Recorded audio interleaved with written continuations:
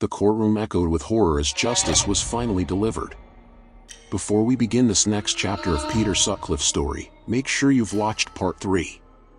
In that video, we explored the massive police investigation, the hoax letters and tapes that misled detectives, and the shocking moment of Sutcliffe's arrest and confession. If you haven't seen it yet, go watch part 3 first. It sets the stage for everything that follows in the courtroom, inside prison, and in the lasting impact on society. Okay, let's start. Peter Sutcliffe's trial began in May 1981 at the Old Bailey, one of Britain's most famous courts.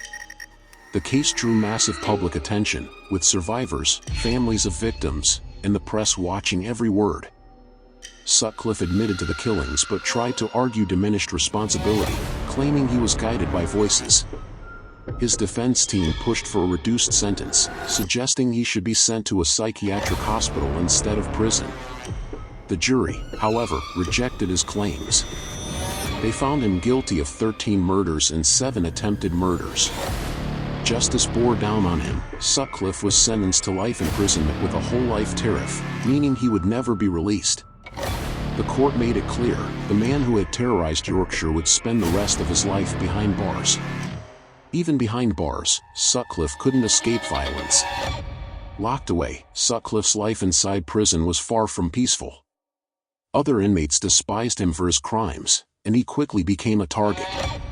He was attacked multiple times, beaten with sharpened weapons, and once left partially blind after an assault. Prisoners saw him as the embodiment of evil, and they wanted him to suffer for what he had done. Despite the constant threats, Sutcliffe spent decades behind bars in high-security facilities like Broadmoor Hospital and later HMP Frankland. His health declined in later years, and he grew frail. In 2020, Sutcliffe contracted COVID-19 and died shortly after, bringing an end to one of Britain's most infamous killers. His crimes didn't just destroy lives, they reshaped a nation. The Yorkshire Ripper case shook Britain to its core.